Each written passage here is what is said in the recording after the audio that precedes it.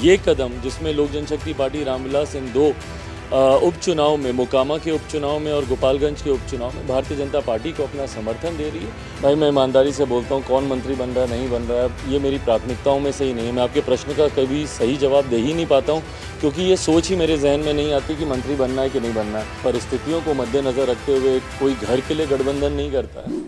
चिराग पासवान हमारे साथ हैं, बीजेपी के साथ फिर से हो लिए हैं। सर, आप बीजेपी के लिए प्रचार भी करने जा रहे हैं मोकामा में, गोपालगंज में। क्या लग रहा है उपचुनाव में, क्या स्थिति है बीजेपी की? देखिए, मैंने एक बात को हमेशा स्पष्ट रखा है कि लोक जनशक्ति पार्टी रामविलास हमेशा से बिहार आज की तारीख में अभी तक विकसित राज्य नहीं बन पाया। इसकी एक बहुत बड़ी जिम्मेदारी हमारे मौजूदा मुख्यमंत्री नीतीश कुमार जी की बनती है, क्योंकि पिछले 16-17 साल से हमारे प्रदेश के मुख्यमंत्री वही हैं।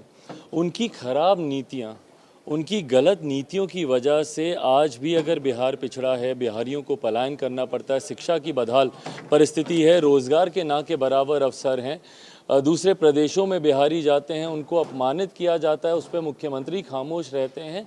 इन तमाम परिस्थितियों को देखते हुए हम लोगों की नीति, हम लोग के सिद्धांत एकदम स्पष्ट हैं कि मुख्यमंत्री नीतीश कुमार जी जब तक बिहार की सत्ता से बाहर नहीं जाएंगे तब तक बिहार एक विकसित राज्य नहीं बन सकता। ऐसे में पार्टी ने हमेशा वो कदम उठाए हैं जो प्रदेश हित में हो।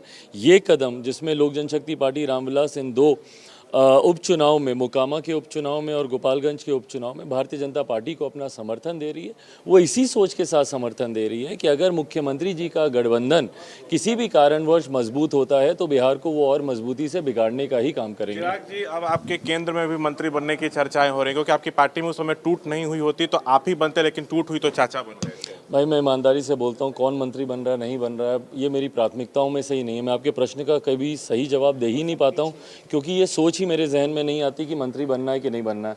हमेशा हम लोगों ने बिहार के हित में जो फैसले हैं वही लेने का काम किया है। अपने व्यक्तिगत हित को अगर मैं सोचता भाई तो शायद मैं पिछले चुनाव किसी और परिस्थितियों में लड़ता, किसी और गठबंधन में लड़ता, जहाँ पे मेरे बिहार में भी विधायक होते, केंद्र में भी इस तरीके से पार्टी नहीं टूटती या इन कठिन परिस्थितियों से गुजरना नहीं पड़ता। अगर संघर्ष का रास्ता अगर मैंने, मेरी पार्टी ने अपनाया है, वो सिर्फ और सिर्फ बिहार के हित को मद्देनजर चिराग जी, जब आपकी पार्टी में टूट हुई थी और जब वो बंगला जिसमें रामविलास जी दशकों तक रहे, आप उसमें रहना चाहते थे, तब भी वो खाली करना पड़ा। बीजेपी आपकी तब मदद नहीं की। क्या लगता है कि आज बीजेपी को आपकी ज़रूरत है? नीतीश के जाने के बाद तो बीजेपी आपके सामने सरेंडर की। भाई देखिए, ये व्यक्तिगत परिस्थितियों को मद्देनज़र रखते हुए कोई घर के लिए गठबंधन नहीं करता है। या कम से कम मैंने या मेरी रगों में जिस नेता का खून है, मेरे पिता आदरणीय रामविलास पासवान जी ने घर को मद्देनज़र रखते हुए, व्यक्तिगत हितों को मद्देनज़र रखते हुए, अपने मंत्रालय को मद्देनज़र रखते हुए कभी उन्होंने भी कोई गठबंधन नहीं किए।